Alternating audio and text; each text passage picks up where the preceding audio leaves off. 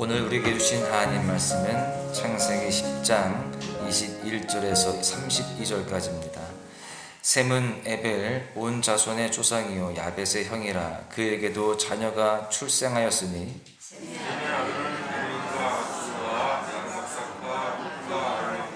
아람의 아들은 우스와 훌과 게델과 마스며 에벨은 두 아들을 낳고 하나의 이름을 벨렉이라 하였으니 그때의 세상이 나뉘었으며 벨렉의 아우의 이름은 욕단이며 하도람과 우살과 디글라와 오빌과 하윌라와 요밥을 낳았으니 이들은 다 욕단의 아들이며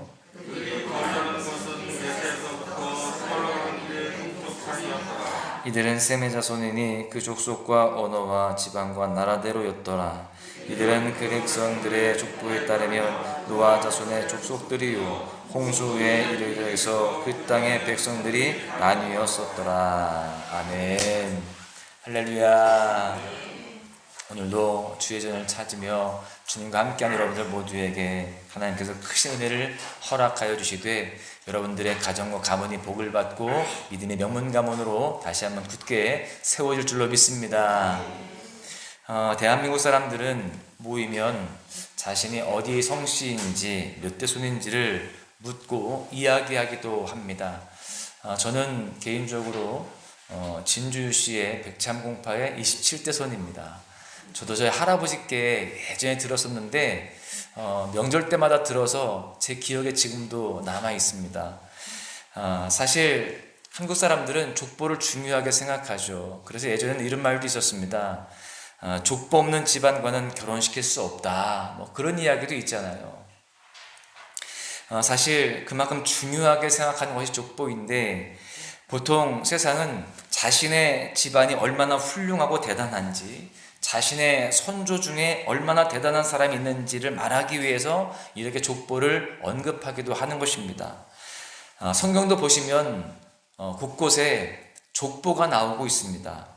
성경은 왜 족보를 이야기할까요? 성경은 세상처럼 자신의 집안이 얼마나 훌륭한지 자랑하고 또 돋보이게 하기 위해서 그런 목적으로 족보를 말하는 것이 아닙니다. 하나님께서 인간의 그 역사 가운데에 족보가 흘러가는 그 모든 그 시간 속에서 하나님이 얼마나 선하게 간섭을 하셨는지 하나님의 나라가 어떻게 이루어졌는지를 보여주기 위해서 족보를 말하는 것입니다.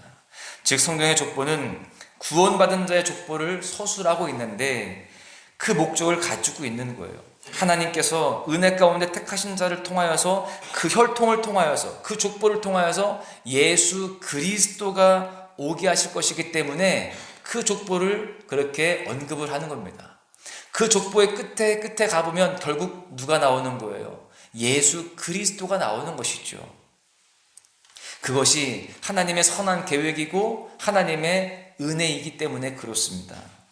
바라기는 오늘 소개되는 이 셈의 족보 안에 담긴 하나님의 선한 역사와 사랑을 발견하고 우리 모두가요 하나님 앞에 더욱 경배드리고 감사할 수 있는 그런 모습 되어주실 수 있기를 간절히 축복합니다.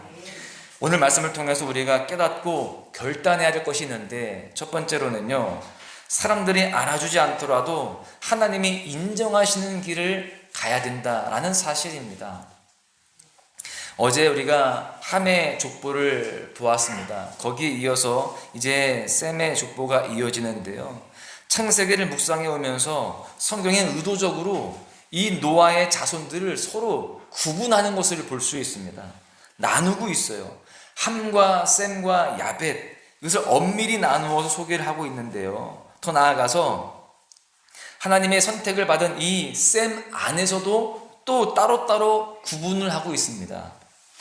나중에 또 보겠지만 창세기 11장 10절부터 셈의 족보가 또다시 한번 언급이 됩니다. 그런데 여기에서는요 이 셈의 모든 아들들을 다 나열하지 않습니다. 아르박삿이라고 하는 아들의 족보를 따로 떼어서 또 서술합니다. 그러니까 이 아르박삿의 계보를 따라가다 보면 누가 나오는지를 잘 보아야 되는데 11장 25절에서 26절을 보시겠습니다. 데라를 낳은 후에 119년을 지내며 자녀를 낳았으며 데라는 70세에 아브람과 나홀과 하란을 낳았더라. 지금 이 아르박사스의 계보를 따라가다 보면 결국 누가 등장해요? 아브람이 등장을 합니다. 하나님께서 셈의 자손을 보존하셨고 믿음의 조상인 아브람을 나게 하셨습니다. 여러분, 그렇습니다. 하나님께서는 특별히 택한 이 백성의 혈통을 구별하시고요, 보존하심으로 그 속에서 약속하신 여인의 후손인 예수 그리스도가 오시게 하실 것이기에 이 노아의 세 아들부터 엄밀하게 구분을 하는 거예요.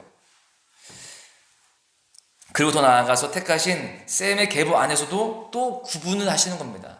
그렇게 구별하시고 그렇게 나누어서 결국에는 예수 그리스도의 계보를 정리하시는 것이죠. 여러분, 이러한 성경의 족보는 21세기를 살아가는 우리에게 어떤 의미를 주는 것일까요? 성경의 족보는 예수님을 기점으로 해서 딱 끝난 것일까요?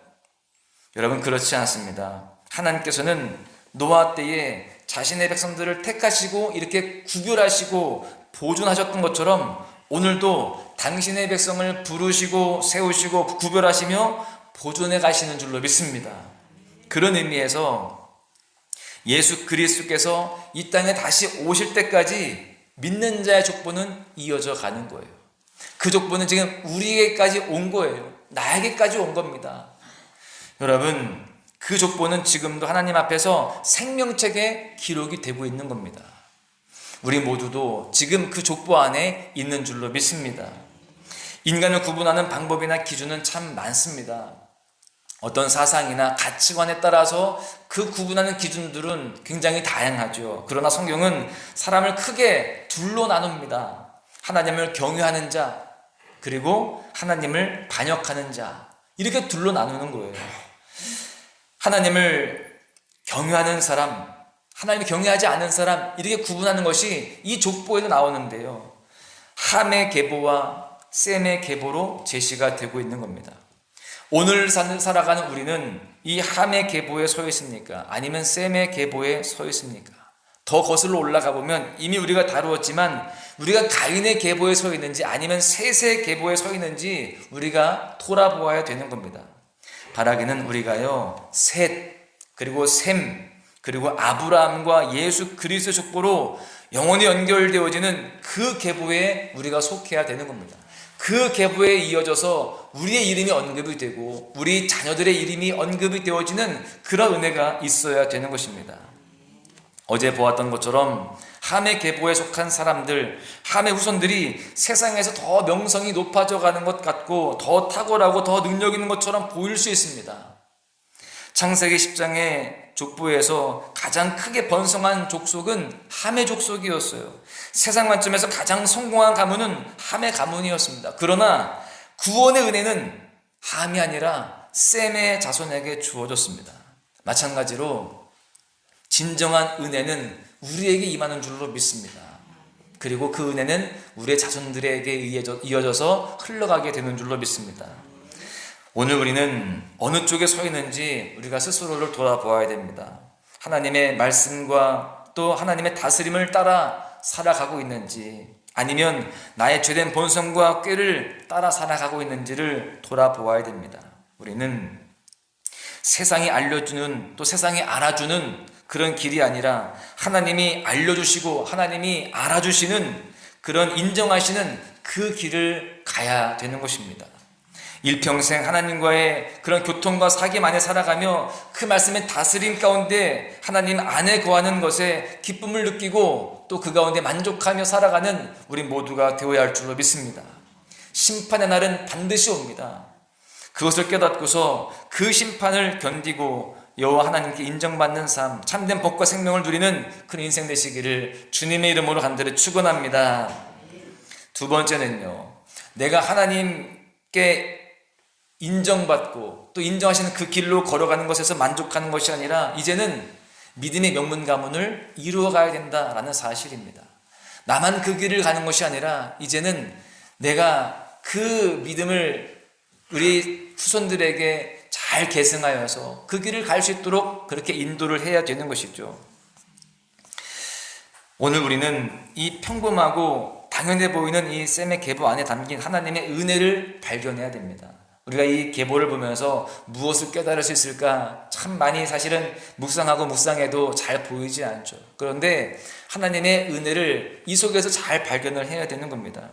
하나님의 은혜가 없이는요, 이 믿음의 족보가 흘러갈 수 없다는 거예요. 하나님의 은혜가 없으면 우리의 이 신앙과 이 믿음이 우리 후손들에게 흘러갈 수 없는 것입니다. 여러분, 오늘 셈의 족보는 하나님께서 선하게 일하시고 또 전적으로 은혜를 베풀어 주신 결과인 것입니다. 주님의 그 은혜가 오늘 우리의 가정과 가문에도 동일하게 주어져야 되는 것이죠.